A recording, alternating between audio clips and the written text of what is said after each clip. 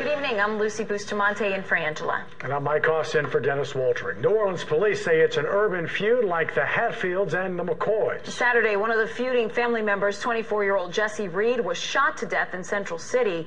The man suspected in the case, Telly Hankton, turned himself into police late this afternoon. Katie Moore has the details on the men that police consider two of the city's most notorious criminals. Sunday, New Orleans police launched their second manhunt for a man they consider one of the city's most notorious criminals, Telly Hankton. He's suspected of shooting and killing 24-year-old Jesse Reed Saturday in Central City. There were a total of 59 spent casings on that crime scene. In May of 2008, Hankton posted $1 million bond after investigators say he and his brother Andre hunted down Darnell Stewart at the intersection of Louisiana and Claiborne. Mr. Hankton was in a car, rode over this subject, and then stood over this subject and shot him after rolling over him in a vehicle. Police said he didn't show up for court in July or thereafter. The FBI found him in Covington in March of this year, 10 months after he bonded out. His attorney actually turned him in. But Judge Arthur Hunter sided with that high-profile defense attorney, Robert Glass, in court, saying Hankton was improperly served with a subpoena to show up for court. So Hunter allowed Hankton back out on the original $1 million bond in April. Both Judge Hunter and Robert Glass said they couldn't comment on the case. Now Hankton's facing another first-degree murder charge for allegedly gunning down Jesse Reed, a man with an even longer rap sheet. You'll see a lot of cases where they were suspect together, and then as the retaliation started to come, but the war between the two started in March of '08, we saw cases where Reed was trying to catch Hankton. And Reed was arrested his 19th time and charged with shooting 4 people outside a Central City barbershop in March of last year. The DA's office refused the charges. Now the question is, will Hankton remain in jail in connection with this latest murder charge? We're hoping that once apprehended, and he will be apprehended, that his bond is 10 times what it was, something that makes it impossible for him to get out of jail. Now, police say Hankton has been arrested 7 times, only twice for nonviolent crimes, but he's never been convicted of any of them. There's a bond hearing set for Friday morning on the Stewart murder. Whether or not this latest arrest will get that $1 million bond revoked or raised is still unclear. Mike and Lucy. All right, Katie, thank you. We can't let a rich, powerful street thug intimidate the whole justice system. The district attorney's office will retry the man once called the most dangerous criminal in New Orleans, but experts say the case sets a bad precedent. The trial for Telly Hankton, the man once said to be part of a notorious crime family, ended in a hung jury, and a criminologist says this case could have a ripple effect on the criminal justice system. WDSU reporter Simony Chu, and it's tonight's big local story. Simony?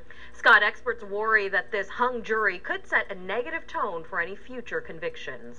This is a chilling outcome. After 2 days of testimony, a jury could not reach a verdict in the murder trial of Telly Hankton. Tulane criminologist Peter Scharf says this is not an average murder trial, considering the 35-year-old Hankton is also described as a powerful drug lord and hitman in uptown New Orleans. He's a guy who shoots people in the face, runs you over and shoots you in the face. He has $1 million bail and has this lawyer in the city. Prosecutors say he killed Darnell Stewart in May of 2008, chasing him down on South Claiborne and then shooting him several times, all as revenge for a cousin's death. The DA's office introduced surveillance video provided by a daiquiri shop that caught the gruesome murder on tape and an eyewitness who testified to the killing. But a defense witness provided Hankton an alibi, testifying she and Hankton were having drinks at the W Hotel at the time of the murder. This is Fear City. Fear got worse, is all you can say. In that this is a case you cannot lose. But in a city plagued with violent crime where witnesses are afraid to come forward, and in this case the eyewitness even had to be escorted out of the judge's chambers after his testimony, Scharf worries this hung jury could implicate other cases. This is violence with a lot of resources, and you don't have to be a rocket scientist to know that there are risks. No one wants to be a dead hero in these kind of cases, and that's tragically a possibility in these kind of cases. Hankton is set to stand trial in September for the June 2009 killing of Jesse Reed, which prosecutors say was also a revenge killing. Hassan Williams, an eyewitness to that murder, was killed 2 weeks later. Police say the same gun was used in both deaths. Hankton was behind bars at the time. Scott? Well, despite the upset in this case, the district attorney says his office landed 8 other murder convictions in the past week. WDSU News at 5. Late this afternoon, an Orleans Parish grand jury indicted 2 witnesses in a high-profile murder case on perjury charges. And today we learned one woman confessed that she got cash in exchange for coming up with an alibi for the man once considered the city's most dangerous criminal. Those are the latest twists for the 2 women at the center of Telly Hankton's trial for murder. WDSU reporter Gina Swanson breaks down these new developments. Gina? 2 witnesses charged with almost 24 counts of perjury in connection to the Telly Hankton murder trial. Thursday afternoon, a grand jury indicted Danielle Hampton on 20 counts and Santa Johnson on 3 counts of lying to create an alibi for Hankton.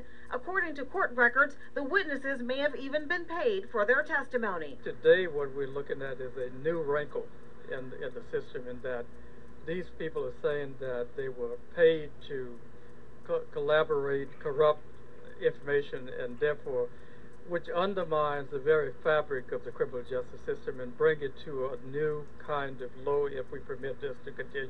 It's a case that dates back to May of 2008. Hankton is accused of killing a man to avenge the death of a family member. But during trial, Danielle Hampton testified she was having drinks with Hankton that night. It's a story Santa Johnson supported when she also took the stand. The trial ended with a hung jury, a mistrial. But criminal justice experts say this case is far from over. It has the making of greater and deeper and wider and broader implications for the criminal justice system as well as the community.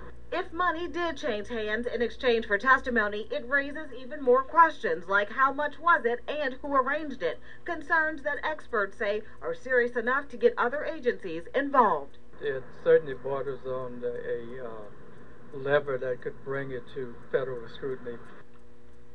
Now, in response to the indictment, the DA said in part, quote, "I will show the people of New Orleans that those who attempt to molest the process will be brought to justice, and the justice will be both swift and severe." Camille. And we should also add, Gina, that Johnson was arrested on perjury charges and was set to be released on her own recognizance until the indictment was handed up this afternoon.